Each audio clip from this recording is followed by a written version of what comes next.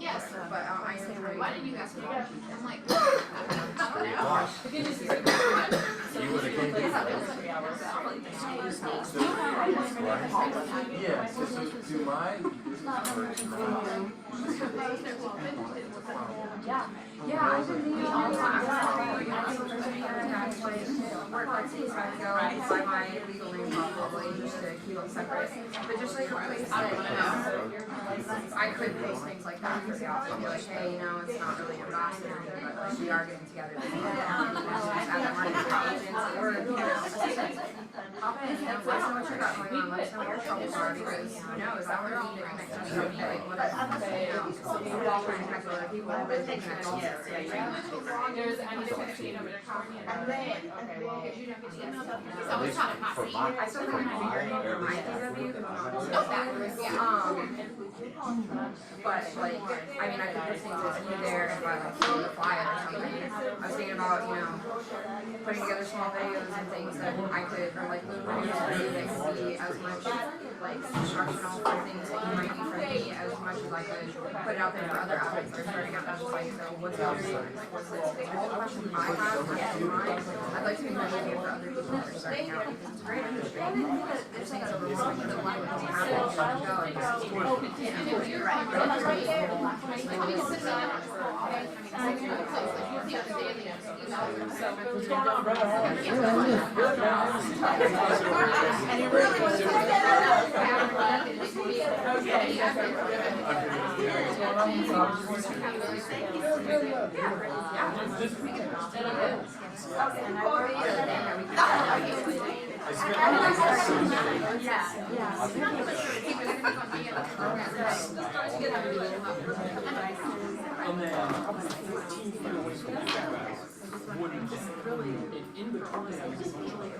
Well, so what you said, what you Yeah, I know.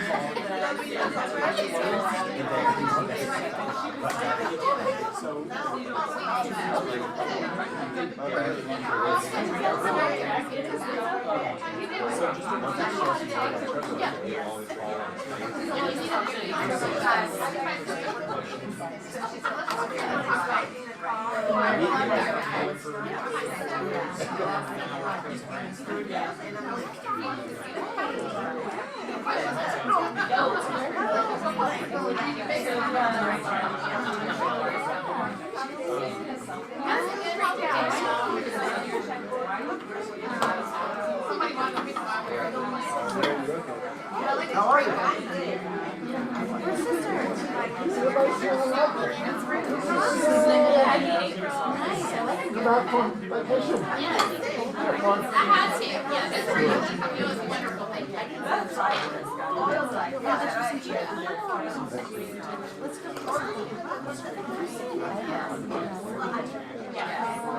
Yeah.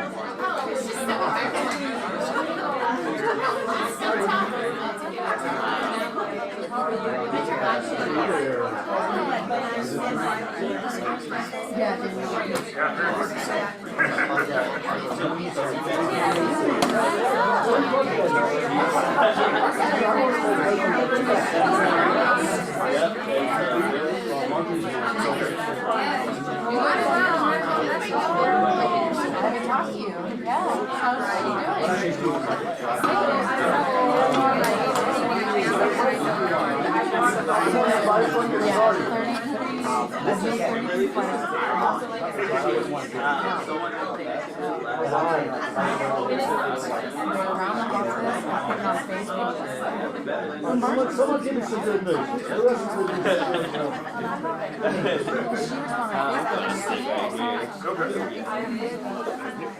So Jalen, Yes, sir. why don't you introduce your guest? Okay.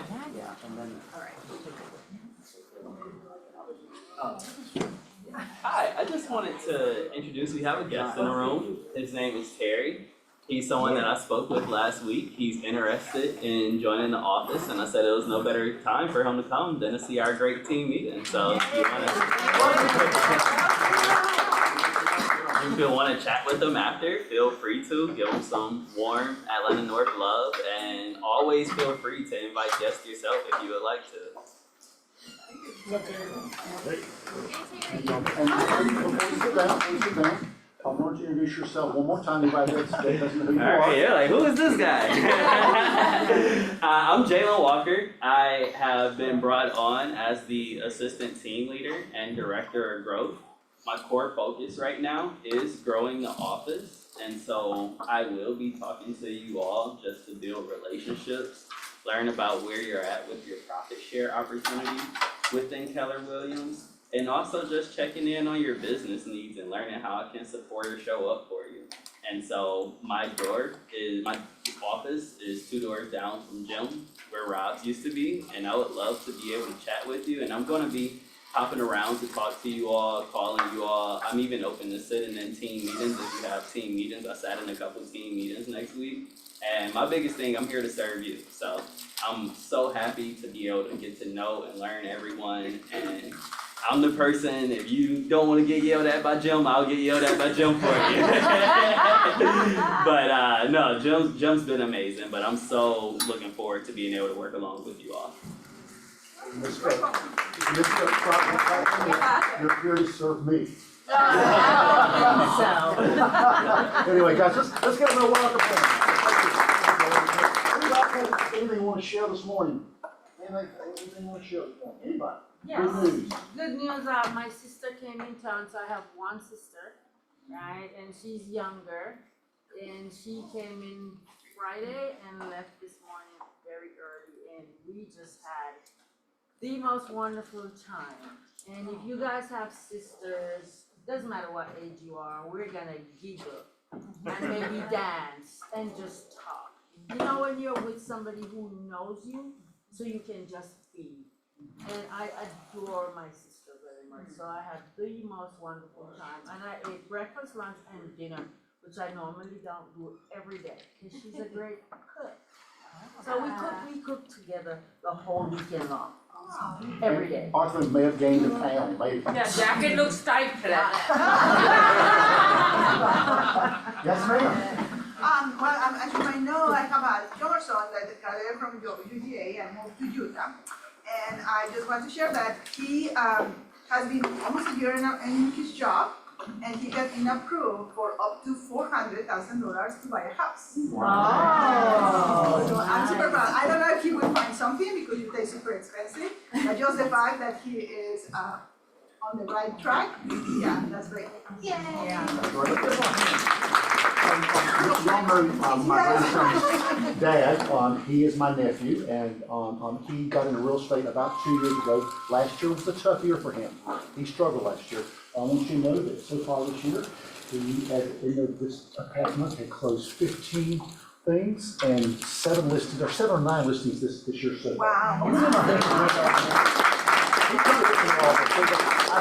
He's worked hard to get that this where it is, okay? Anybody else want to share something? We'll move on, okay? Yes, sir. I just want to give Jeremy a quick plug that he is here if anyone else wants to schedule a future headshot or if you have time after the meeting. Great, great. Jeremy, welcome. Yeah, thank you, appreciate it. I've been brought upon on the East Coast side of things as a, I guess, a vendor, so I really appreciate it. I live in Indian Hills, so this is like a true blessing for me to have. Because otherwise I'm up in Alpharetta coming, which I'm fine with that too, but anyways, I really appreciate it. Yes, So sir. I have a message for you from God. Get your real estate license. Get your real estate license. Yeah. All right, that's okay, guys. Let's move on. We have a full Thank day. you. Thank you. Partners, come on up. Let's come on up here. All right. Did you say your favorite closing attorney? That's so nice. No, I didn't tell the truth. That's right, just the truth. Well, hey guys, I'm Carrie with Thomas and Brown, if you have not had a chance to meet. And we have our little April T&B Insiders. Oh, while I'm thinking about it, a couple weeks ago, I was like, who's the only person without a cool banner? So we have one in the front door if y'all wanted to go see it on your way out. Also, overall, ALC Retreat, all the affiliate partners have tables set up and all their stuff. And I mean, of course, we got a table. And I looked around and I'm like, we don't have a banner. I just didn't realize that like all the cool kids did. So now we do. You heard Ron's doing because you didn't get a banner earlier. I know. So everyone's like, are y'all gonna get your attorney's pictures on them? I'm like, no. So funny. Anyway, so April is Fair Housing Month, as you all know. So we have our Fair Housing City class coming up on the 11th in this very room from 1 to 4. And there's a QR code here to register, just so we're sure to have enough snacks and supplies for everyone. We are doing a spring social in at Gypsy Kitchen in Buckhead on the 25th, so we would love to have you guys there. And then we're just gonna do a little fair housing fun tip every week. So the Fair Housing Act may require accommodations by housing providers for service animals. This includes housing that may have a no pets policy. It is also not limited to a particular type of service animal, so accommodations could be required for snakes or birds. We've seen pigs, we have seen peacocks, service peacocks, what else have we seen? Just crazy stuff, so anyway, just get ready, friends. So we hope to see y'all at our CE class, and thank you so much. Let's give her a hand, you all. Come on. Danielle, do you want to introduce your guest? Yes, Please good introduce your morning, guest. I'm Danielle Delinky with Silverton Mortgage, and this is my assistant, Reed Clark. Hey, You didn't say lovely, what are you talking about? A lovely assistant, yes, that's right, that's right. Well, I know we've reminded you guys a couple times, we have our movie party coming up on April 12th. We have 34 people, agents that we've made co-branded flyers for, so we have a lot more room for anybody else that wants to participate. Yeah, so please reach out to us, Heather Corey. for a Please reach out to co-branded- me, I'm happy to make one. Who's your lovely assistant next to her? Yes, and I've got happy spring break to everybody. I've got my real assistant, Jillian here. So yeah, seriously, guys, I do hope you guys will utilize the movie party. Like we said, 34 out of what, how many agents do we have in here? 300 plus? Yeah. So you guys are missing an opportunity. Just for those of you who don't know what it is, on not this Saturday, but the next Saturday, we're hosting a movie party at Merchants Walk Cinema. We have 3 movies. The movies start at 10 o'clock. We start checking people in about 9:30. You don't have to pay anything. We're paying for that. All you have to do is do the marketing. We'll give you a co-branded flyer. You can email Heather and she'll make that flyer for you. Great chance for multiple touches with your clients. So I hope you guys will participate in that. Yeah, you guys also don't have to be there. We're gonna, check people in and let you know which one of your clients showed up. And if you need me that morning, I'll probably be right here watching Godzilla versus Kong. What's your cutoff for reservations? Numbers or dates? Date. Absolutely. The night before. The Yeah. only reason we I do mean, that, well, first of all, we do want a heads up to know. But secondly, we want to know so we can tell you if they came or not, because it just helps a lot. Now, there'll always be some people who show up at the last minute that didn't register online and we'll write it down, but typically speaking, they follow the QR code or follow the link that's on the flyer. And they'll register and we'll know their name, what movie they want to see, and who invited them. So it gives us a little better information to get back to you guys. Cool? Well, the one thing I was going to tell you real quick is, one thing sometimes about being a loan officer, you're almost like an engineer. It's being a problem solver. And I've got a client right now, and it's one of these people that you want to help everybody, but sometimes there's people that you really, really want to help. You know, it's a lady that works for a nonprofit legal system or company that actually helps people that don't have access to lawyers and things like that. And she's in a difficult situation because her debt to income ratio is about 53%. That's not always a problem, but she's got a 650 credit score, and that's not always a problem, but she doesn't have any money. That's a problem, because down payment assistance programs have got some parameters. For example, Georgia Dream. So Georgia Dream, we could do that loan for her all day long, and she could have $10,000 down payment assistance if she had a 700 credit score. Because FHA, she can get approved for an FHA loan, but Georgia Dream won't do an FHA loan with a 53% debt to income ratio if your credit score is a 650. So it's one of those that just falls right in the middle of the situation. But anyway, that's part of the stuff that we do as loan officers every day. Is like, I mean, I'm laying in bed at night thinking, okay, what if we did this? Could she do that? What if she's got any money here? Maybe she should ask somebody for this. So anyway, that's the kind of thing we do, and that's the stuff that we would do for you guys, obviously. For any clients that you send, we take it very seriously when we get referrals from you. So appreciate you guys very much. Any question about anything that's going on in the market, anything you see on the news? Looks like the Fed is kind of what some of us expected. They're not going to be lowering the Fed funds rate as quickly as they thought they were going to. We may see lower rates this year, but you remember in this room last year there was somebody that said rates will be in the 5s by the end of the year. Nobody knows that. We know what the market is today, and we deal with the market as it is today. And there's plenty of people that are doing business, and it might as well be us, right? Yeah. Hang in there. See you guys. Give them a hand, guys. Go back one slide, please, Kimberly. This is the biggest no-brainer. This is a huge no-brainer. Hey, it's Jim. How's family? Great. I got something for you. What is that? How about a free movie in the morning? Do you like that? Yeah. That's an easy phone call to make and touch people. So I'm like, now please don't put it on social media and say, you want to come to a free movie? Please come. It's not bad. It's not bad, but if you touch people and talk with them and say, guys, this is a great, and thank you all citizens for doing that. That's a great thing for our office. Appreciate you guys moving in. Welcome our wonderful. If you haven't talked to a client in a long time and you just sit on this, they're like, yo, look Isn't at that that. great? Yeah, hey, I got a movie for you. Then let them know this is by invitation only. Yeah. That's right. That's exactly right. Okay, Southern Comfort Movers, come on up and let's give them a hand. Good morning, good morning, good morning. How are you? Good to see you. My next life, I'm gonna look like this. I think you can have moose stuff with you, right? It shows that game. Exactly right. Happy Tuesday. Thank you for allowing me to be here. First of all, Miss Kimberly, thank you. Jim, thank you. You guys always have an awesome training. I get a lot of nuggets when I leave from here to take back to my office. We're glad to provide you guys breakfast this morning. Real quick, I kind of break the ice. I had a real nice little April Fool's joke I did on my family yesterday. And we had that big lottery that was drawn here in Georgia.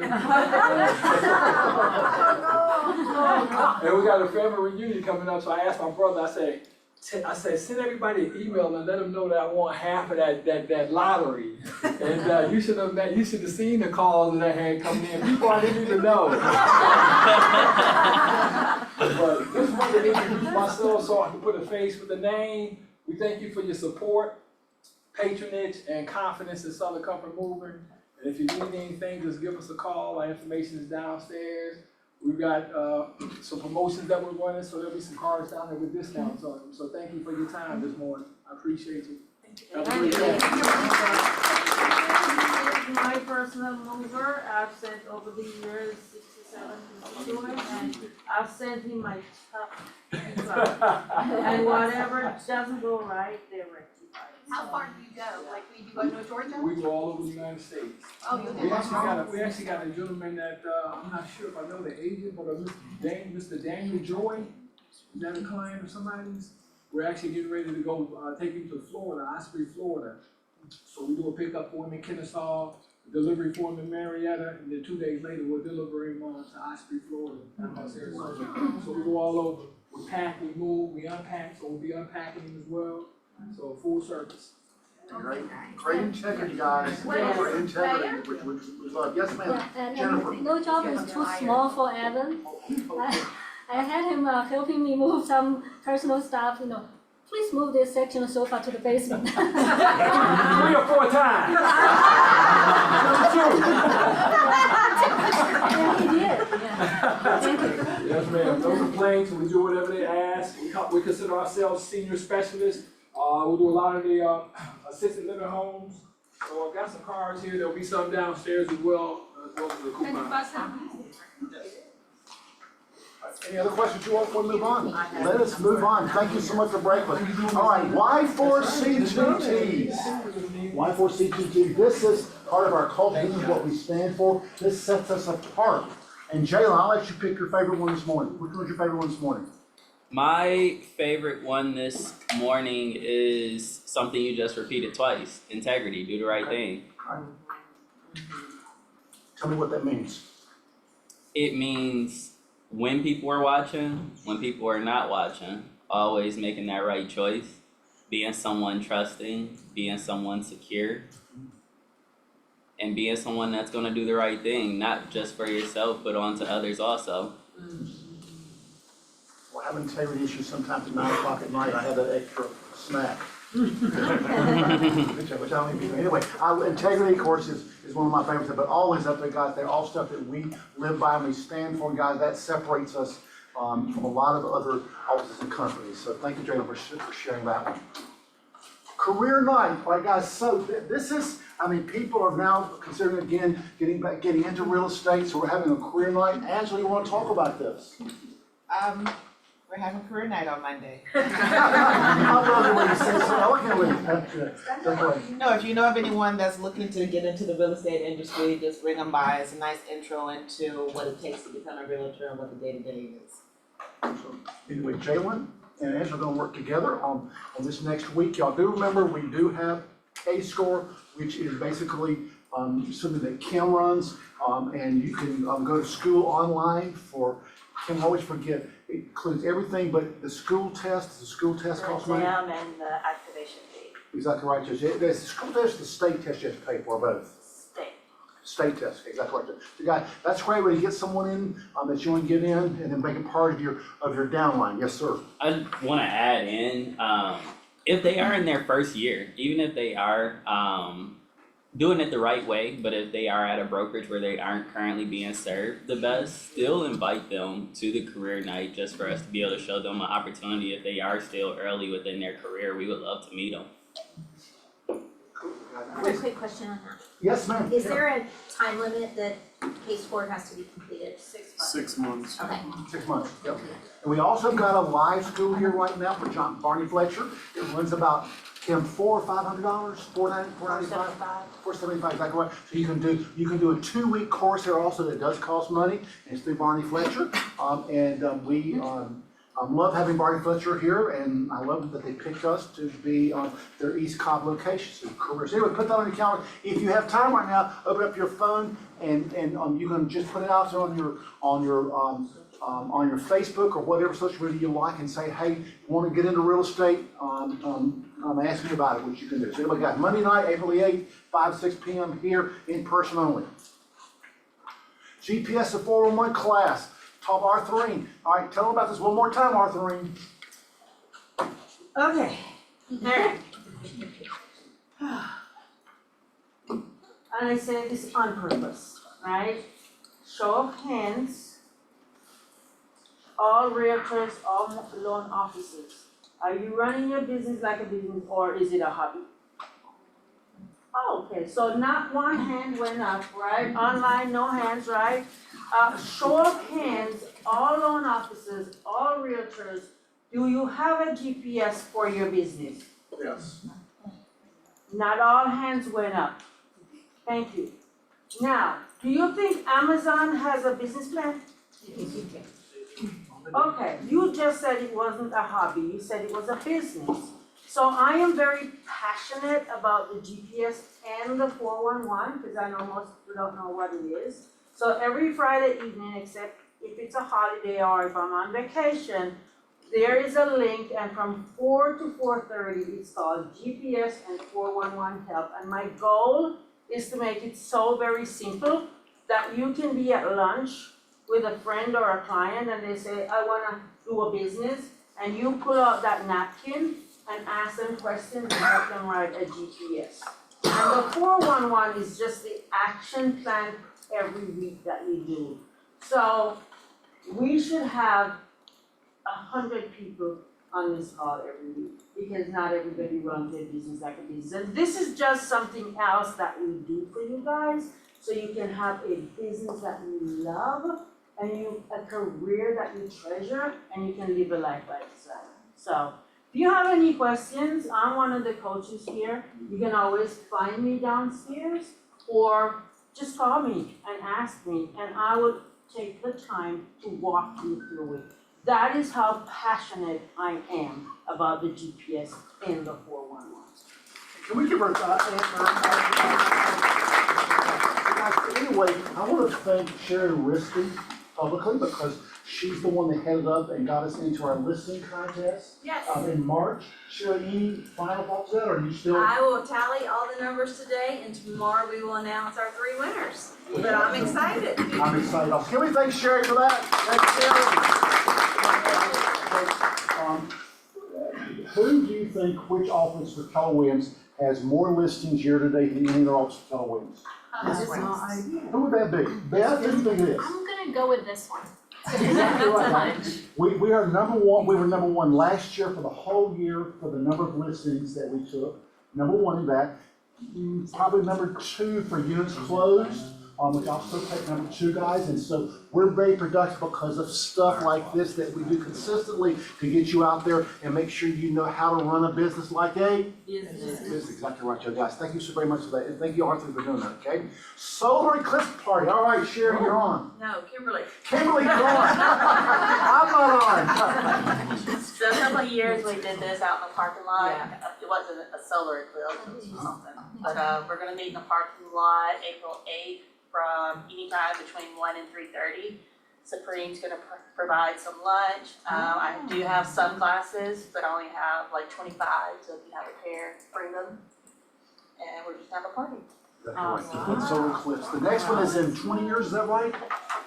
And the next one's a few years off. Anyway, guys, thank you, Kimberly, for doing that. God, that'll be fun. I remember when we did last time, and we may even crank up the margarita machine. Who knows? We may do that again, which will be fun. Okay, Market Matters. Now, guys, put this on your calendar. On this Tuesday, the 23rd, there will not be a team meeting. There's going to be a Market Matters talking about what's going on in the market, and it's going to be in Sandy Springs at the town of Sandy Springs, where we held bowls several times. So you need to register for this. Tuesday, April 23rd. That's in 3 weeks, I think. 9:30 to 12:30, and they're going to be talking about the stats, what's going on in the market. Guys, it should be a lot of fun. It's the entire Rawls group, so make sure you register so you have a spot for that day. But please put it on your calendar. We'll be there that day rather than here at the team meeting. You do want to do this because it will help you understand what's going on in the market, because there's a lot of rumors out there and most of them are not true. So anyway, that's coming up on April the 23rd at 9:30. Jim, who are the speakers for that? Do you know? Great question. I don't know. Not me. Not me for sure. All right, guys. So I'm gonna turn around this y'all too. So this is something that we haven't talked a lot about because your team leader been focused on other stuff. But this is something that the Rawls group has brought in. Someone tell me who Diana Kokoska is. Oh my goodness. No, you can't do it. Who's Diana Kokoska? She wrote the BOLD program initially. Okay. She wrote the BOLD program. Okay.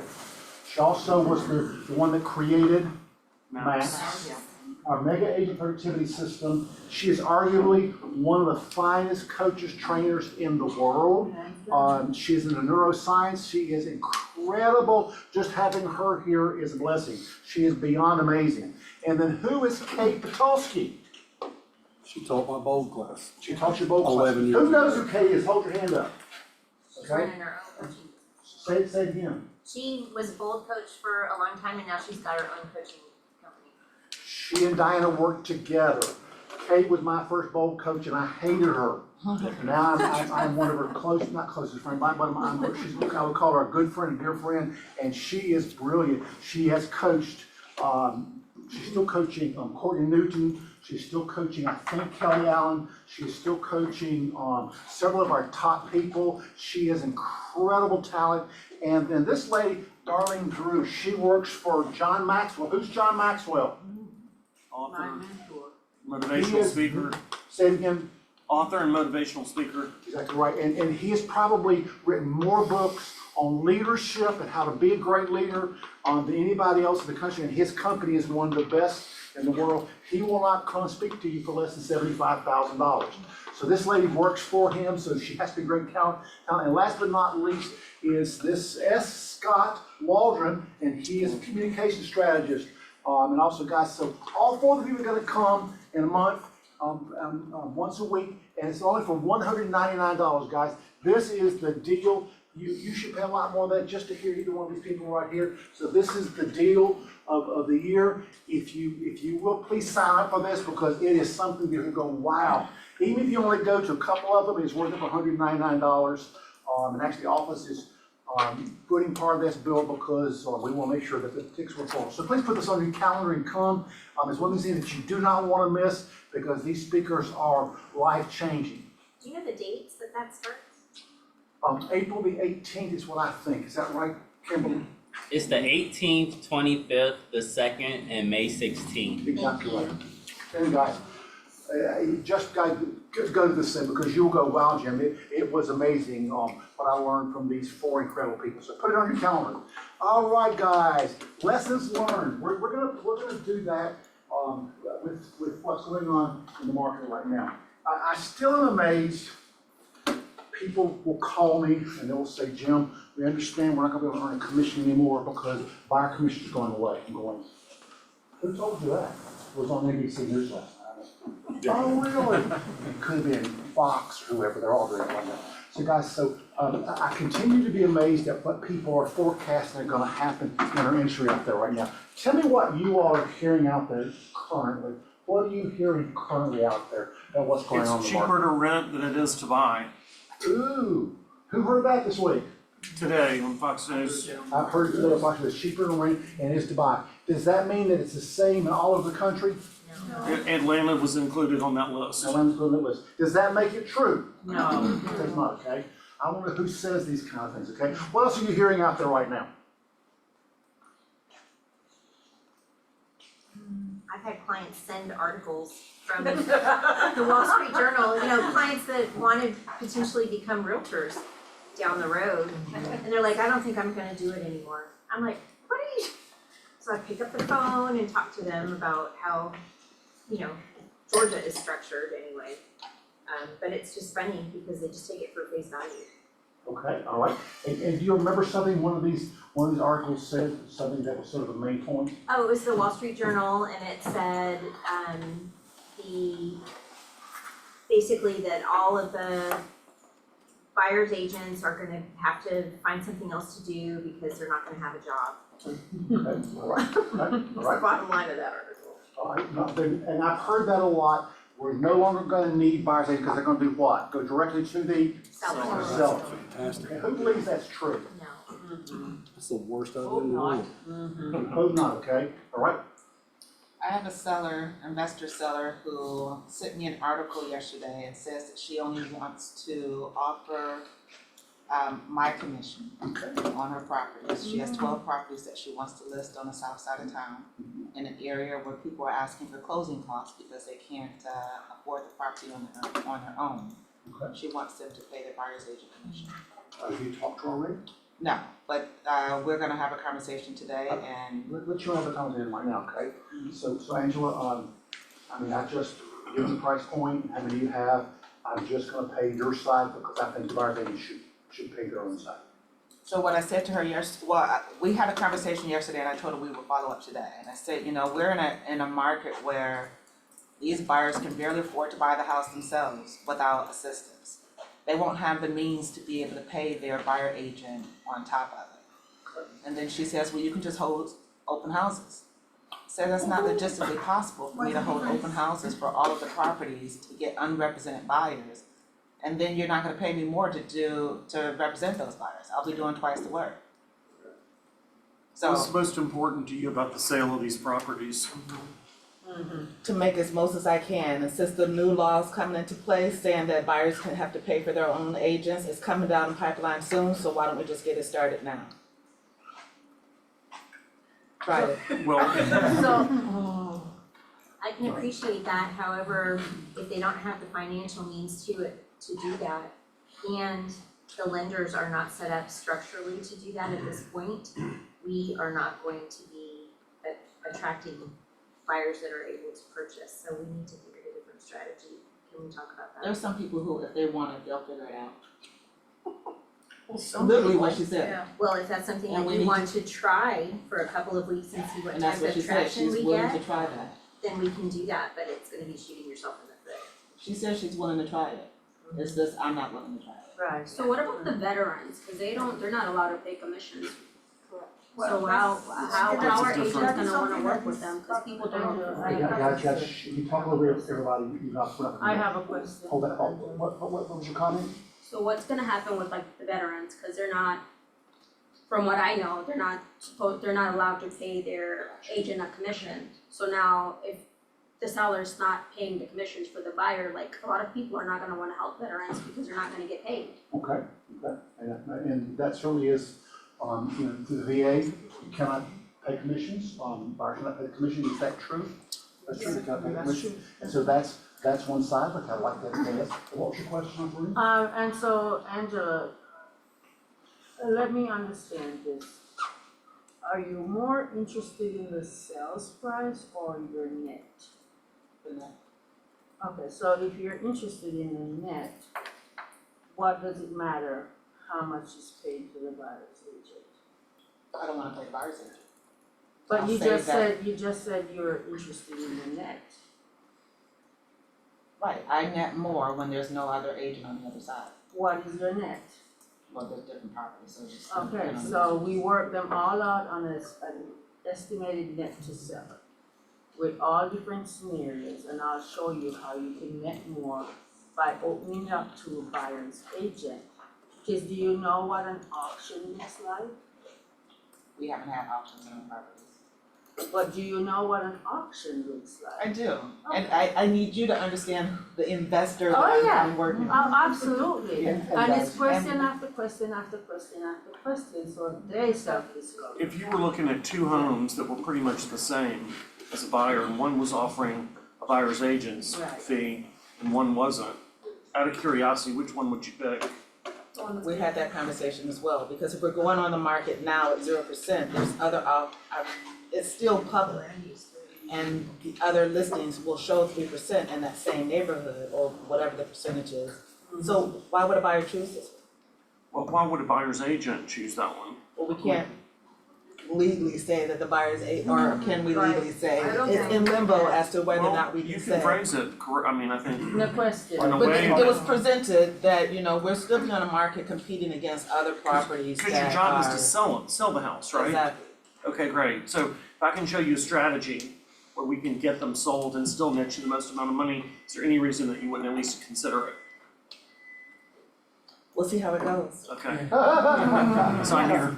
But they can also say that we'll give it a try for first couple of months. And if it sells, that's great, not, then we'll discuss. The problem is, I don't wanna Spend your time doing Spend your that. spend all the time and money Right. and hassle of talking to agents and telling agents, yes, sorry, figure it out, your buyer's gonna have to pay your fee.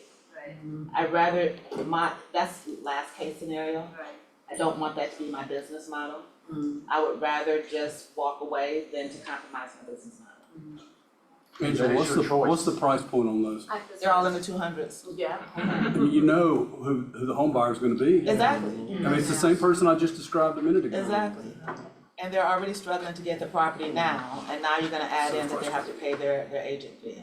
Let me tell you what Ned Blumenthal said, and I love Ned because he certainly understands the law very well. He and I talked yesterday, what things will happen, I'll talk about it later.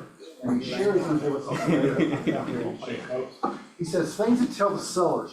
I did send this to everybody in the office, y'all have a copy of this. One item we need to discuss is whether you want to offer to pay some or all the buyer brokerage commission. It's entirely your choice, and there are pros and cons either way. On one hand, you're obviously possibly increasing your costs if you pay the buyer brokerage commission. However, you should understand that if there's another house in the market that's competitive with yours, the buyer may be more interested in making that purchase. Offer on, sir, exactly right. Purchase offer on one over the other if the seller is offering to pay the broker commission. Additionally, most lenders do not allow buyers to finance, et cetera, et cetera. So guys, it's called having a discussion with your client about what is best for them. Now, no matter what anybody tells you, we don't know exactly what to say right now. And why is that? Nothing's been decided. Say it again? Nothing's been decided. It's not final. In other words, nothing's been approved by the courts yet. But I want Sherry to share with you, Sherry, sort of the scenario you and I talked about this week, which is very interesting. Which one? The one about 2% commission in the BDA. Oh, okay, so we're gonna go there? Okay. Yeah, sure. I want to go there, that's right, Sean. Alright, Which so, one you want to talk about first? I don't know. My head is just like, with all this. So, in the NAR settlement, proposed settlement, that's not been approved yet. Right. And guys, this is the reason why we've been hounding you, and this is so critical. When you do your BDAs, you've got to put what you want to be paid. Stop putting zeros, stop putting 1%, stop putting 2%. Because the way it is proposed right now, if it gets approved, you are only to get paid what is in the BBA, regardless of what a listing agent is offering. So if you put 2% in your BBA, but the listing agent is offering 3%, guess what you're getting paid? 2%. 2%. And the seller keeps that 1%. It depends on how the listing agreement's written. Right. It could either go to the listing agent or it could go back into the seller's pocket. But guys, right now more than ever, and I know y'all are tired of us harping on knowing your value and writing it down and your value talking points, but you've got to do that on paper and you've got to start practicing. Pick an agent, y'all practice going over your value propositions face to face so that when you get in front of your buyer client, it just rolls off your tongue like it's second nature. You gotta believe it. I mean, you can practice all day long, but if you don't believe you're worth 3%, 4%, 5%, it's not gonna come across convincing. So you've got to internalize it and make it your own, because if things go the way that they are proposed right now, you're putting 0 on that buyer brokerage agreement, but the listing agent's offering 3% to a co-op, guess what you're getting paid? 0. Now, Seth, in an article he wrote for the Georgia Association of Realtors, said that they are working on in the forms community right now. You know, each year mid-year we do a revision to our GAR forms. They're working on some potential workarounds for that, but who's to say how that's gonna turn out or what is that is going to look like. So we need to just keep moving forward with knowing what our value is and putting in that buyer brokerage agreement what we are worth. Yes, Karen first. With regard to, I always have 3% in mind, but if we had the potential to go new construction where there might be a bonus from new construction, can that be written in the stipulations on every BDA? That is great, and that, when it first came out, that was the first thing that popped in my head, what about new construction bonuses? How is that gonna look like? I would probably put something in my BDA about that, yeah. Not the way it's proposed right now.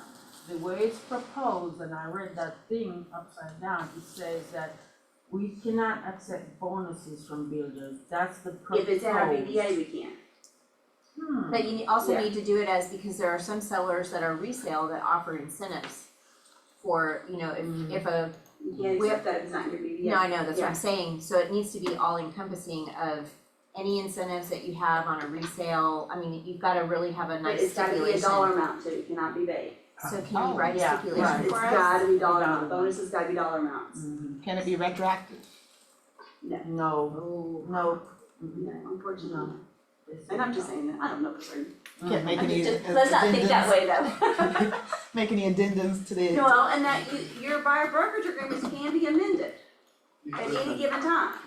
But what does it mean when you amend a buyer brokerage agreement? What does that look like? Greedy. No. No. What does the process look like? Initial and date and time. You have to have it. There is a form called amendment to your brokerage agreement. Yes, I just Yes. said it, Sherry. Yes, you can amendment to brokerage agreement, you can amend your brokerage listing agreement and buyer brokerage agreement at any given time. Yeah. So, it's not retroactive, but amended. That's what I meant, yes. Yes. So, when you're talking about, putting in a percentage versus zero, there are a couple of places on the form, I'm not staring at it. There's what the seller will pay, and then if the seller doesn't pay, Not on your buyer brokerage agreement. okay, what am I thinking about then? Well, there's a paragraph in there that says. Yes, it does. Right, but that paragraph does not mean anything. If you put zero, it's still zero. You have to put Right, I get it, Right. yeah. You've gotta put what your words in there. So which field are you talking about then? On the commission section of your buyer brokerage, there's a percentage and then there's like a flat amount and then there's like an other. Right. Okay, And that's usually where people put in retainer fees and stuff. and then there's another clause about if the It's seller in doesn't pay. bold, yes, it's in bold, if the seller does not agree to pay, and this is what you pay me. But that's all will be reworked, probably. Okay. Because right now, you're only allowed to get paid if the proposed changes happen. Yeah. You're only getting paid what is in your buyer brokerage agreement. Like I said, but Seth in the car reports to me is trying to figure out a workaround so that if the seller does agree to pay, they're gonna be reworking the language, who knows what it's gonna look like, but to protect us. So from a language standpoint, some builders may offer like a $5,000 incentive or something, can we include that as a percentage in the special stipulation? Does it have to say 5,000 or up to 5,000 or up to whatever? I mean, you could do up to a certain. I would say up to 5,000 to be safe. Okay. Yeah. Okay, that's a win, right? Yeah. Okay. I would say that. Yes, George. Yeah, I noticed that Mark Spain is doing 2.5, so if you put the 3% in there and you have a buyer like Angela saying that, they're just at that borderline and you don't know, and they don't have enough to pay that differential, that 5%, is that a line item on the closing or can that be put into the loan amount? Cannot be put in the loan amount. It cannot be put in the loan amount. So do you have the flexibility at that time, understanding your buyer's condition, to negotiate that 5%? If your 5%? BBA is already 3%. Yeah, and the buyer does not have that 0.5 to pay you. That's a conversation that you and your buyer should have had before you went and looked at that property. And those kind of conversations are gonna have to start happening, especially once commission is being removed from the listing services. Those conversations are gonna have to start happening anyway, because you're gonna be having to call the listing agent to find out, hey, are you offering a buyer commission or not? Correct me The if I'm amount of wrong phone though, calls. cause it does say you can put the concession or the cooperative commission in the public remarks.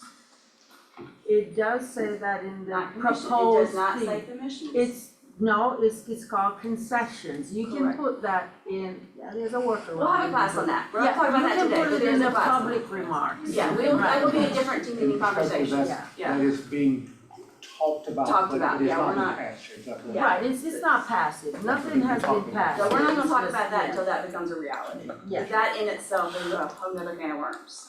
The amount of unnecessary phone calls, necessary, but additional phone calls from agents about showing properties has just been increasing, so I'm so much more of a hassle. Guys, we get to start talking to each other Oh. again. I mean, going back to the 80s and the 90s, Yeah. the early 2000s when we were doing real Got a estate. question back here, yes. So I have a question. So let's say that, if the other side is not paying the 3%, but you agree with your client and you submit the offer saying, yes, my buyer is going to pay the 3%. You don't have to put it in You don't your have to offer, put that because it's in your brokerage agreement, your buyer brokerage agreement, so it does not need to go in your offer. Oh, okay. Because it's already, if your buyer's already agreed to pay you that, so it just goes on the instructions of And closing when the the attorney. closing is in process, I don't have to submit for the lawyer commission agreement? Yeah, you just still need to do the instructions of closing attorney. And you specify. And then on there's a spot for you to put buyer to pay, selling agent. Yeah, and so it's on there, it's always That'd be been on fine. there. All Yeah, right. that part's not changing. Okay, question. Hey Sherry, So, Go ahead. If on FMLS at the buyer's commission, it is left blank, is that what we're gonna be seeing? Do I have a right to call the agent that is there a commission, or is that considered now? You can always pick up the phone and I'll call in. And whatever you do, get it in writing. Yeah. Just send over the instructions to the closing attorney before you show the property. Yeah. Oh, wow. Other questions? Other questions? Jim, I have something. I have Okay. another question. I was gonna say something, guys. wait. Do you wanna go ahead? You wanna go ahead? This, I mean, guys, we're getting, I'm sure y'all are too, we're getting emails and questions, and y'all are getting them too, about, well, can I just finance the commission or finance? You've never been able to finance closing costs or any other expense of the loan. It's not something that you finance. The lender's basing the loan on the amount of equity that the borrower is gonna have in the house. For example, a 5% down payment, then we're gonna loan 95% of the value. Now, if your client was gonna put 20% down, then he can take part of that 20% and use it to pay the commission. So he's putting 17% down, but that's not putting the closing costs into the loan. That whole language is the problem. And I always ask people, what do you mean when you're asking me that? And then you find out. So that's not something that people do. All they can do is, if they have enough cash, they could reduce their down payment and use some of that money to pay a commission, but they can't roll it into the loan, per se. Does that make sense? Yes, you had a question for Wild Star, yes. Kind of to piggyback on that, I foresee a little bit of unintentional disconnect between agent and lender and buyer, because we have no part in the BBA. We don't see the BBA, we don't see the part in the listing specifically that says, hey, we're not gonna pay the buyer's commission, so the buyer must. And so that communication is gonna be essential between agent and loan officer, where I say, hey, due diligence looks good, finance contingency looks good, they've got enough money to pay their closing costs and cash to close, I'm good. You're protected under what I'm looking at. If we don't have the conversation of, hey, they also need to pay me 3%, I don't know what contingencies will protect them from the earnest money. If we pass finance and I'm good to go, I'm not denying this loan based on anything that they can't pay me. And so the earnest money could very well be at risk in the event that or the BBA must come into play after the loan closes if they can't pay the agent. See, there's nothing that would tell us, unless it was a special stip, Right. that would tell us that your buyer is gonna have to pay this commission. There's gotta be something to let us know, so we can go, hang on, we're not seeing the money for that. Exactly. Oh, question, does that affect my ratio as a buyer if I've gotta pay if I'm a buyer's agent and my buyer's gotta pay me a commission, does that affect? Loan to value ratio, it could. It could impact reserves. It could impact reserve, good point, on jumbo. I can see this getting even more fun than we all. So you gotta that's a great But it's not point. communication. You gotta let us, Yeah, you gotta chat with us, cause these are elite agents, of course, here. But there's a lot of brokerages out there that don't do BBAs, they just fly by the seat of their pants, and there's gonna be some trouble getting got into. we're gonna be asking too, hey, is the buyer having to pay of the real estate commission? We're gonna have to ask it too. So, this, just for me understanding, the steps here, I'm buyer's agent. I see a listing, it says blank. First step, before I show the house, call the agent. Is there any commission being offered? She says, yes, 2%, good. No, nothing. Third step, tell my client, okay, they are not offering anything. We've signed for 3%, it's gonna be on you. Fourth step, we like the house, we call them. And we said they are paying 2%, 1% is gonna come out of the buyer's pocket. So they have to be informed. Am I correct? Are these I the think you nailed steps? it. Yeah. Yeah.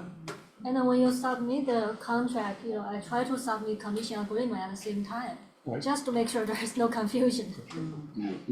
I would be sending over, I would send over the instructions to closing attorney in there before you show the house. Before I show the house. Yes. If there's time, I would do that, yes. Whereas the listing agent have the form already ready. Oh, exactly, yeah, if you're the listing agent and you're offering a commission, have it ready to go. Can you upload it? Yes, I love that. So, Yeah. great question, Kimberly. And when I was at the First Atlanta's office a couple weeks ago, we were kind of talking about this. We were kind of brainstorming. So when it does happen in July, so it won't happen until everything's approved. If it gets approved the way it's proposed, where commission's gonna be removed from our listing services. And if it does happen, we were kind of brainstorming on workarounds. And so that was asked, can we just go ahead as a listing agent, upload the instructions of closing attorney in that file box, like where you do the CAD and you do the seller's disclosure and the lead-based paint. I am taking off my broker hat, and I'm gonna say as an agent, do it until you ask for forgiveness and not for permission. I have a feeling though, they're gonna start, after they see that trend, they will probably start flagging it, because it probably will be a violation of the lawsuit. But I like the idea. It's not, you have to. I don't know. It's kind of like a disclosure. It is. It kind, I mean, who knows? it's all the docs for the contract. I would say until we get in trouble and say you can't do it. Because I love that idea. I think it's a great idea. I think it's a good idea. I think it's a great idea, so. So guys, let's talk a minute about what are, you're gonna share, don't you go away, I need you for my security monitor, okay? Schubert's not my security monitor, you are. You're cute, and both of us are, right, Michael? Exactly. Anyway, guys, so tell me what facts we know right now. What do we know today on the 2nd of April, 2024? What do we know? What are the facts? What do I think the facts are right now? There's a settlement. But we don't know anything other than that. We don't know what. Specific. That the seller has a proposed All right. proposed That the settlement. seller has a choice about commission. Proposed. Joyce, Yeah, yeah, that's a fact. Always has had a choice. But that's a fact then. But now it's a fact. Well, it's always been a fact. Always been a fact. It's just now talked about. So we do know that, and everyone's pretty sure this one, that the commission for buyers is gonna go out of the MLSs. Now, we told you some misinformation last week, and that's part of my fault, I didn't check my, but, the two boards in Georgia are what? Georgia MLS and FMLS. FMLS is owned by a group, for lack of a better word, okay? I know, yes, did you know who owns Georgia MLS? The Cab Board of Realtors. Not NAR. Huh? NAR does? Well, NAR never owned a board, they just had jurisdiction over it. But the DeKalb Board of Realtors, owns the Georgia Association of Realtors. I mean, owns the, Georgia MLS. MLS, that's exactly right, they own that, okay? So there's been some discussion about, well, it won't affect FMLS.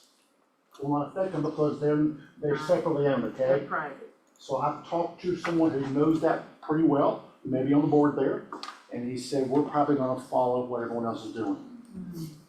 Because we don't wanna stand out and have someone look at us and say, you're not doing what the law says, so they're probably gonna follow it, guys. So that's probably gonna happen. Now, we've been told that there'll be a ruling when, probably in, this will take effect when? July. Sherry just touched on that. That is what is proposed, but the judge may not rule on it until late July, August, September. So guys, we don't know what's gonna happen. Once all this happens, then the Forms Committee is gonna get together and they're gonna say, let's make these changes to make sure that we protect the agents and the buyers. Okay, they're gonna make those changes, and we've gotta be thankful that we've got Ned Blumenthal and Seth Wiseman there, because they are protecting us there to make sure we can do business. At the end of the day, who thinks that we're not gonna be able to sell houses after this? Good, because guys, we are. Some way, somehow, there'll be a workaround to where you'll get paid. But you are gonna have to start talking to the other agent. No more sending them a fax. Fax, sorry.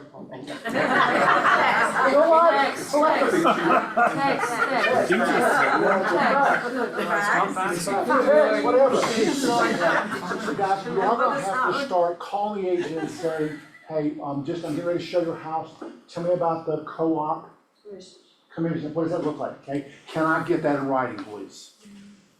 So we're gonna have that. I'm amazed at how many people send offers via fax and never call the agent. Now, no one in this office does that. They don't. Because Shirley does that. Exactly right. That's right, guys. So realize that we don't know what we don't know now. And you hear the stuff on the news, stop listening to the news, because they don't know what they don't know. They don't know anything. Say again? They don't know anything. We have no idea how we work. Yeah. And guys, a lot of stuff you're seeing right now is pure sensationalism. That's what it is. Nothing less, nothing more. It's just They want to say realtors are gonna get out of the business and get out, and they're gonna stay out, and we're gonna have fewer realtors. Would that be a good thing? Yes. Yes. Exactly right. So guys, just as I told y'all for the past 3 months, and one of the agents in this office that I absolutely adore, who's one of our top agents, asked me last week, she said, when y'all gonna start talking about what we can say buying and selling? I'm going, where have you been? We've been talking about it for 3 months. So guys, do you have any concerns at all that we need to talk about and address? Because if I know the answer, Sherry does for sure, because I have one for you, okay? If I have any concerns, so that you're worried about. I have a small question. Isn't there a field in FMLS that says variable commission? So is Talk about that the variable same thing? commissions. So, yes, there is well, that will be going away, because the commission goes away, the variable commission rate will be going away too. Variable commission rate, love-hate relationship. It is, I agree. Because nobody's doing it correctly. So, a variable commission rate is if you, as a listing agent, agree to offer a commission that could be 3%, it could be 2%, it could be 1%. It depends upon what the services I, as a listing agent, provide. So when you see those in private comments, if I show your buyer, I'm only paying you 1%, that's a variable commission rate. So you've got to mark yes, that this commission rate is variable. In your listing agreement, if you have an agreement with your seller that if I'm charging you 6%, but if there's no buyer agent, I'm only gonna charge you 4%, that's a variable commission rate. That's gotta be stated in FMLS. Because another agent has got to know what they're competing against. Alright? So how many of you who put those things in your seller's agreement are marking it as variable rate in FMLS? Nobody. So I'm so glad it's gonna go away for that very reason, because it's a love-hate relationship. Because nobody is doing what is necessary in FMLS when there are variable rates. Can you have a variable rate in your listing agreement? Yes, it's perfectly legal. What I ask though, and the Georgia Real Estate Commission is very, very, very clear on this. If the seller's paying me 3%, but it can be varied based on others, like from different scenarios that we just gave, I have got to spell out that. Like for example, if I show your buyer, you only get 1%, let's say it's a 6% commission, and I mark it in FMLS that I show your buyer, then you're only getting 1%, well, that's another what? Variable commission. 2%? I have got to spell out what I am doing as a listing agent to earn that extra 2%. Whether it is drive time to the listing to show the house, unlock the house, spend time with the buyer in the house, potentially, do this. You've got to make it a pinpoint what you've done to earn that extra 2%.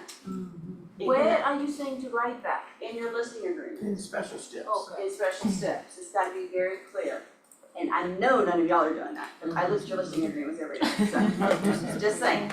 So I'm not a big fan of variable, so I'm kinda not heartbroken that part will go away. So this field was meant for listing. For listing agreement, yes. Not for the Exactly. Right, and typically, Sherry, that came into play if, what am I trying to say, unrepresented buyer. Correct. Yes. And you want to get paid, and you might take less than what you originally negotiated with yourself. Right. But it needs to be spelled out in special steps. It does, and so another thing too, if it's a variable rate, so if you're a buyer's agent and you see variable rate, you need to pick up the phone, and you're in a multiple offer situation, you need to be picking up that phone and asking that listing agent, hey, I see this is a variable rate commission. So do you have an unrepresented buyer? Am I competing against an unrepresented buyer right now in this multiple offer situation? Because guess what? Your buyers could be identical, your offers could be identical, but that unrepresented buyer is letting the seller more money. Correct. Yeah. And on that, if y'all will go to the Rawls Group Facebook page and look up J.D. Kellum, he just had that situation, and they are under contract with an unrepresented buyer. So he goes in great length about the things he told that buyer and reasons why he might not want to go that route, but they ended up doing it. But it's a great little Okay. what happens I'll if. look at that later, okay. Yeah.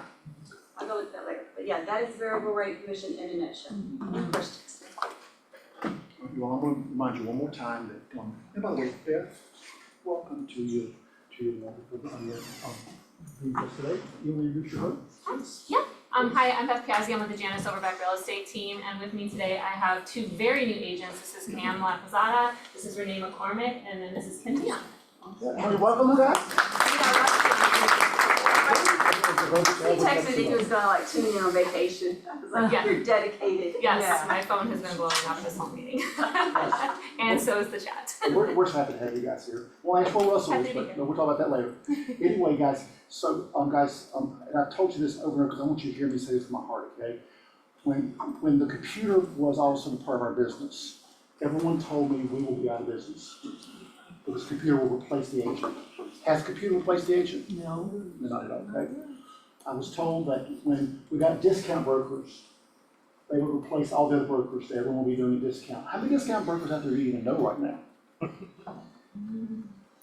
So guys, we do not know yet how this will affect us. It is going to change some, and it may be a good change. I'm not there to say good or bad, but it's going to change some, but we're still going to be able to sell real estate. That's not changing.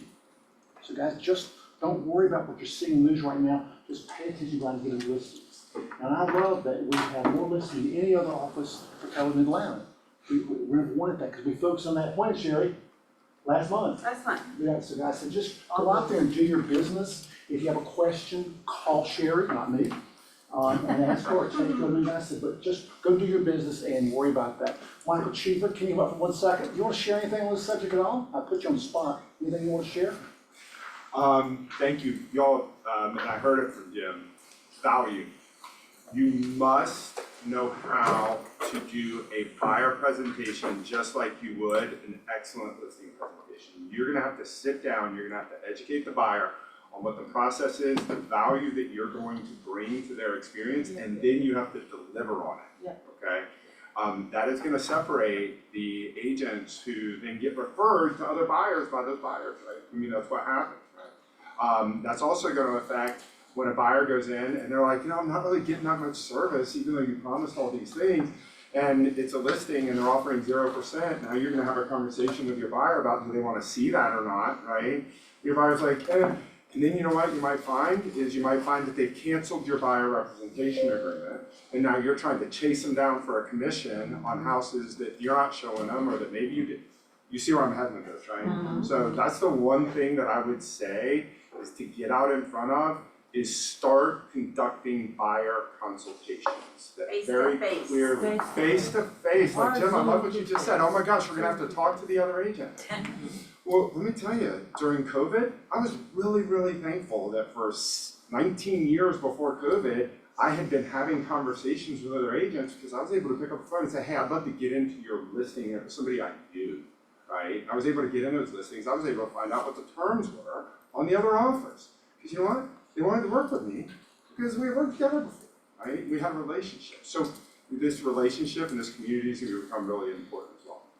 And I just want to touch real quick on something that was in the article that the Georgia Realtors put out. So if y'all haven't read that yet, it's a great article, please pull it, it's where I'm pulling most of my information. It said something very clearly that is not a change, even though it's in the proposed thing. You have to have your buyer brokerage agreement signed before you show property. Guys, that is the way it has always been. Is it the way we always practice it? No. But it is written in the proposal that that buyer brokerage agreement has to be signed before you show that first house. Now, some people like me, and granted, I would go out and do a 1 day, 1 or 2 houses to make sure we still want to work with each other, make sure I like you, you like me. That was my whole script. If that is your script, and if that's the way you practice, you gotta change that mindset. It's gotta happen before you show that first house, because that's not a change, but that is written in this proposed thing. Sherry, what's the form we can show on property? So like, if you were to meet someone and show them one, right? List your property. No. There's something where you can. I mean, there's the non-exclusive buyer brokerage agreement. Yeah, And then yeah. there's the transaction. There's not a transaction. No, What is it called? it seems like there was something though that. Customer, no. The Customer, You the can make it customer. a one-time showing. The right? customer That's on the form. selling So, That's on the listing side. Listing side, That's on the you listing can side. sign a buyer brokerage and make it for that one house and show them for that one house, right? Even if you're just showing the one house, right? Yeah. But you know. There's not a if- form for that. Yeah, if a buyer's, well, listen, there's people in here who work Zillow leads, I was gonna right? say, And if guess there's what? one thing Zillow that's leads are gonna gonna be be tricky. really interesting, It it's is. going to be if this does go through, how that changes Zillow's Yeah. model, cause it's going to have to change. Right, so I mean, with the Zillow leads, maybe do a Yeah. customer, or do the non-exclusive, or just do your buyer brokers for this day, or for this one Yeah, house. yeah. You can do that, you can stipulate in there. Sure.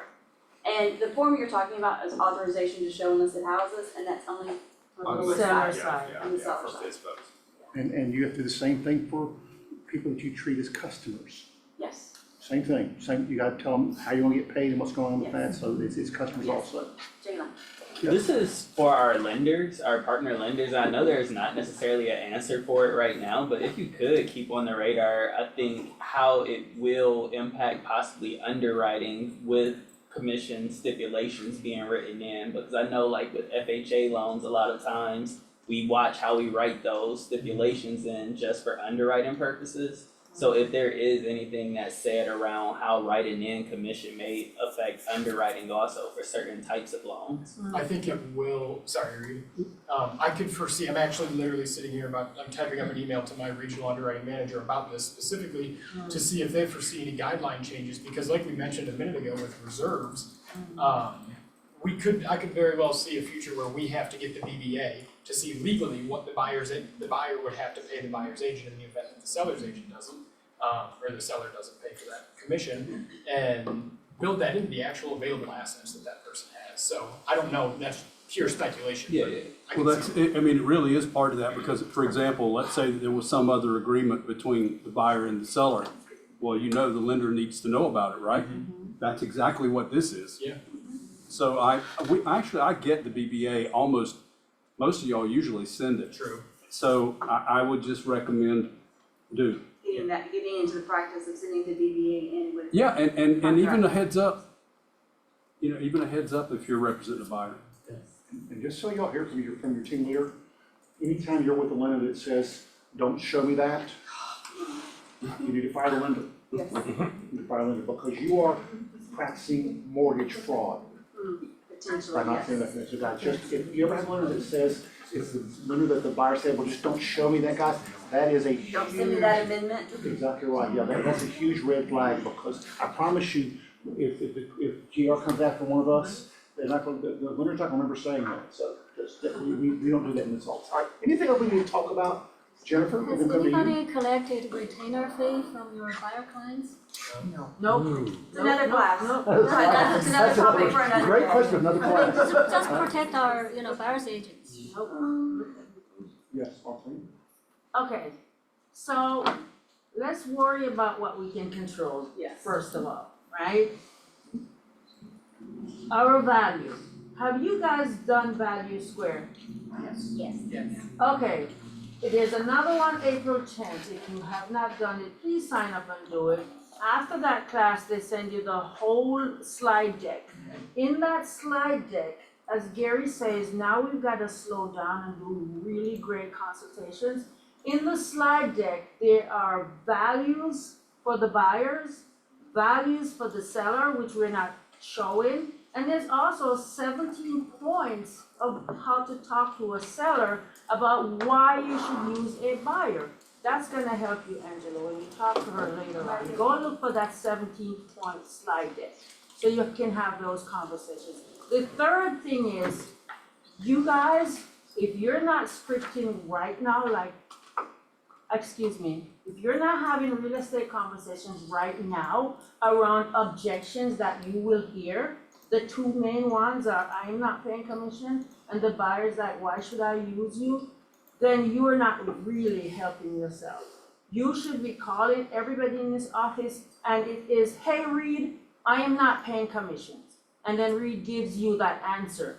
Do it. We've got an office of 300 elite agents who are learning based. Practice with each other. Practice. Come on, guys.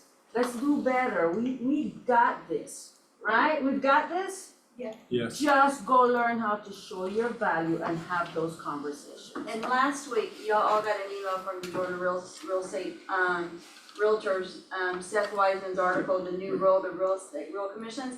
If you haven't read that, read it, open it up, this is it, I printed it out. I've got 2 copies in case, cause, I've even gone through and highlighted. But at the very end, there are talking points about seller value and buyer value talking points. So if you can't think of your own, you can't figure out your own value, here's a little cheat sheet right here. So, go print the article, guys. Where is it? Go to Realtor.com. Okay. It's Seth Wiseman, The New Role of Real Estate Commissions. I'll say that. Okay. Oh, you'll send that out, thank you, Kimberly.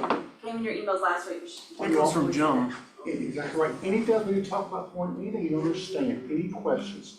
So guys, very quick before we close, if the seller says, I only want to pay 3%, what should your reaction be? Yes, you can. What? Yes, you can. You can. That would be Let's a talk about reaction. it. Let's talk about it. Let's talk about it, okay? Mhm. All right, so let's talk about it. And then the reason you give why they probably should pay a co-op fee would be what? So there are 3 reasons that Gary gave us, right? I know what you did. I'm trying to get someone else to, Okay. see what they think. What would you say to the seller? What was the question again? The question is, what would you say to the seller that said, I only wanna pay 3%? And you say, let's talk about it. What would you talk about? The pros and cons. Specifically. The value Huh? of paying the other agents, the agent that represents the buyer. Okay. Well, I mean, I said to the seller last week that Atlanta is a gigantic co-op market and that I personally would like to be able to market to other agents. And agents typically like to get paid for, showing houses and writing contracts and keeping contracts together. And that was just, one example of, where will my marketing go? Okay. And they seemed okay with that. What does that do for the seller? Well, You're limiting the pool of prospective buyers. I think that's your key. Yes, It sir. is. Yes. But, Yes, but sir. I mean, That's it. my thought process is, it's all about me. I like truthfulness, I like it. I like Because that. you're right, I should have added the value to them, but like I said, I tell them I don't like to leave any stone unturned, and I like to send out marketing to this person, that person, and the next. Because your marketing may be spent differently. Correct. You're not marketing to other, Right. other agents, it may be spent differently. Right, so yeah, I probably said a little more than that, but since I've been doing it so long, I don't know what marketing to hold back. Because typically they'll, talk about the amount that, that I would like them to pay as far as commissions. And so that's when I tell them I'm old school and I don't know what items to leave out. And that is, marketing to agents is one that I don't like to leave out. I like that. Anybody else? Also, even if a direct customer come to the seller, they might just offer it plenty low because they know that they don't have a buyer's agent. So there's no guarantee she's gonna make 250 if she's put it for 250. The guy might just offer 220. Well, I didn't bring an agent, so give me that discount. So you're not doing that great anyway, and you have an uneducated buyer who's all emotional and hyper instead of a sophisticated agent. Sellers care about their profit, they care about their net. And working with a quality buyer's agent helps to protect their net. And quality buyer's agents aren't looking to work for free. And so I think also knowing that we have been on both sides, but also in the experience of getting to closing, people knowing how to read through the contract. Somebody unrepresented may not know how to identify an initiation fee on the HOA disclosure. And then you can get to a couple days before closing and they realize they gotta pay $2,000 to the HOA and now they're asking the seller and that's $2,000 coming from that seller's net because they didn't have a quality buyer's agent on the other side. So emphasizing that this is still going to be the most profitable decision for them. Yeah, but in that, I show them, I bring a bunch of blank net sheets with me, and I show them, okay, here's this scenario, and I do the math and the whole bit and show them what they net. And then here's a different scenario, and here's what that looks like. I mean, that usually works every time because you have to show them what I call proof. Yeah. They wanna see the bottom line, not just, they think they know what it is, but I don't think they do. So just food for thought, and I'm just shooting from the hip. Okay. And then I know each listing scenario is different, but if you're working with this other that then is turning around and planning on buying, my first thing that would come out of my mouth would be like, so when you go to purchase, are you gonna be paying my commission? Oh, I love that. And like, they're taken back, and they have to think about that, it's like, oh, because that could happen on their purchase end. Yeah. And that might put it into perspective of, it goes two ways. And That's actually good. Well, they could say, well, we'd love to use you to sell, but sorry, we're smart enough to buy it on our own, you so. might say that. Or we'll give you $2,000 advisory role. They could say that, but I mean, it makes them pause for a second and Right. think about what they are asking of the buyer agent. One I think we're gonna start getting in the very near future, 'cause I talked to Deja about this morning, is that, well, so Jim, you sold my son's house for $250,000, getting ready to sell my house for $2.5 million. Why do you get paid 60% on both deals? What are you doing differently? And I think we're gonna start getting some of those conversations. That's a good one. And I think, because I had one with an agent this morning that she had to justify that. And, I mean, she did a pretty good job of doing it. I said, guys, you're gonna have to practice your scripts. You're gonna have to know what to say. The more educated you are, the more you can naturally say, well, I hear what you're saying, and commissions are negotiable, always have been. But you may limit your pool of buyers if you decide to go down that route. But we can give it a try for not a month or two, for a week or so, and then we may have to make an adjustment. Y'all like that square? You don't want to shoot a hole in it? I don't think you do. You want to shoot a hole in it, guys? I But do. know your scripts. I don't like that aspect at all. You're talking to another agent and you put my business. Say it again? I just don't like that mentality at all, like, yeah, let's try it, they need to, Like it. I like her. You Yeah, need me to pay too. the buyer's rep 3%. Yeah. Point blank, this is how it works. There's not another option. And so it sounds correct then. Betty Smith at ABC Realty will do it for us. It's not an issue, but I'll use her instead. Well, unfortunately, she doesn't have the value I have. Exactly. And I love your value. I like it. I say that thing is that get comfortable with these scripts because I love it. If you just stand the gap and say, see, guys, that's not your best interest. We need to do this and move forward. You guys, so learn your scripts because if that's your script, God bless you. So we want. Beth, you like that script, don't you? I live with him. I've been I did a class and I've been struggling with the word script for about a month now. And I heard the guy say, the script is only as good as the other person holding the script, and guess what, they're not holding the script. They don't have the script. So if you have everything perfectly planned out, plotted out what to say, and then they throw you the curveball, that wasn't in my script, and you didn't follow my script. I had it planned out for this, so I think that knowing your value, being convinced of your value, we heard this last week, is you can't convince if you're not convinced. Exactly, 100%. And I just think that doing all the role play, like Aubrey said, and just every scenario, practicing it. 100%. If you actually think about it in life, do you not just practice scenarios of anything, not just real estate related all the time? Like, if I run into this person, if I run into this situation, what would I do, what would I say? It's gotta be something similar to I do it that. with my kid all the time. Yeah. In my head. Yeah, and I think that, you know, I only want to pay 3%. In my brain, I was going, to me, it's seek to understand. Well, why do you only want to pay 3%? Maybe they're gonna come back and say, well, because I heard that that's what everyone's doing.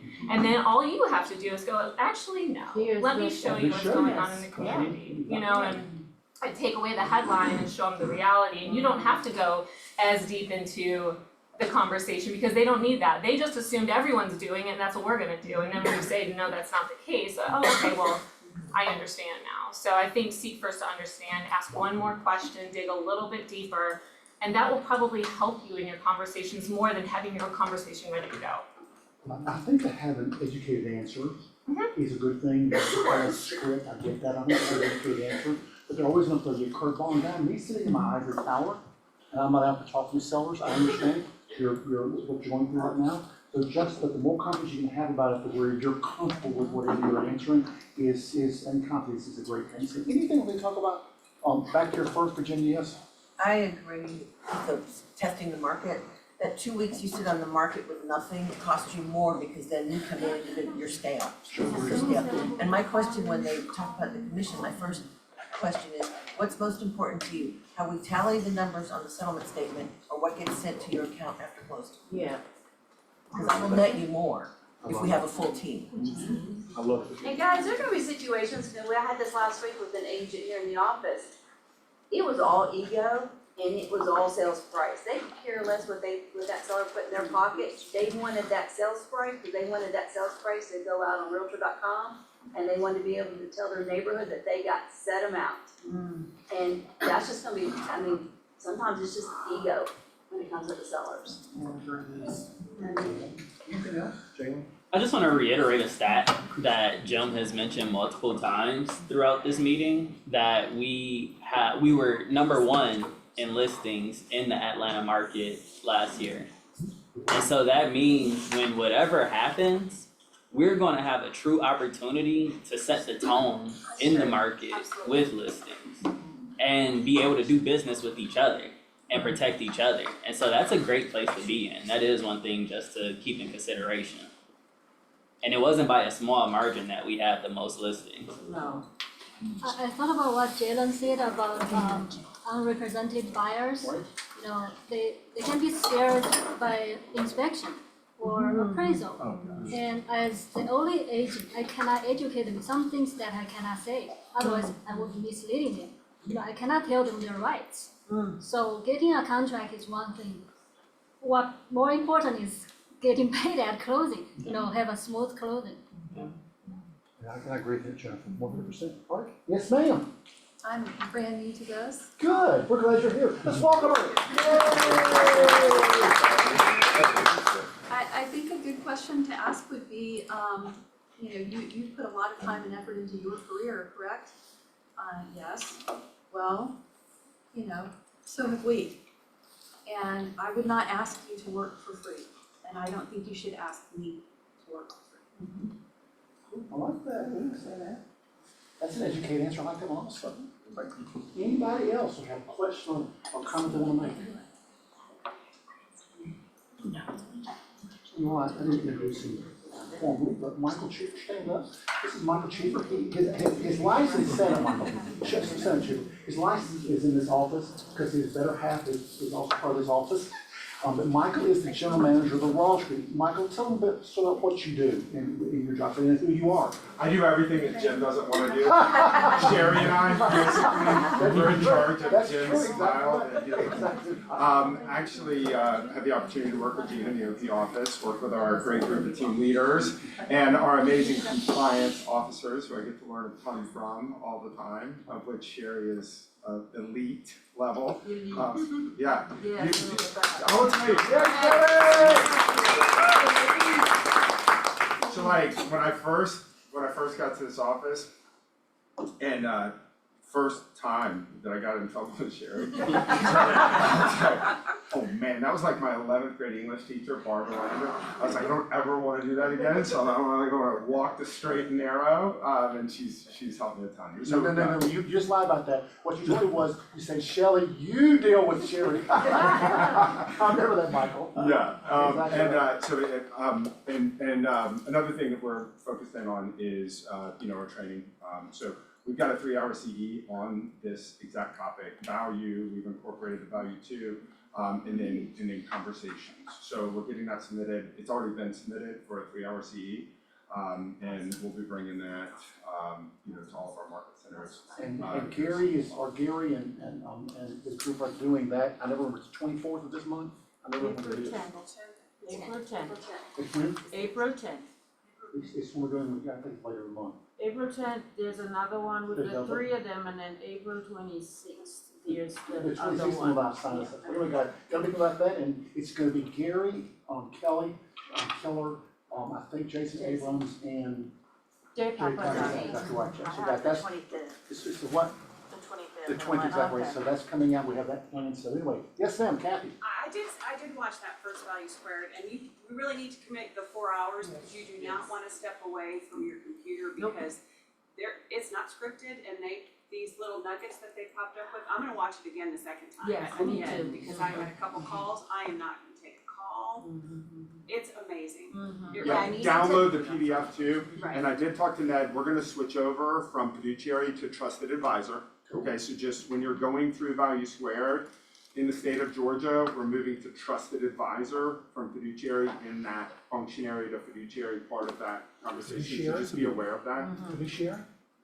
We're gonna move away from the That term word. fiduciary for Ned. Could we have no fiduciary requirement? Right, we don't wanna get into, fiduciary opens you up into a set of liability that's pretty expansive, okay? Trusted advisor, Ned was comfortable with, so. And they talk a lot about that. Yeah, but just think trusted advisor, right? That's really, I mean, if you think relative to real estate and services we provide in that fiduciary category, trusted advisor is what we're looking for.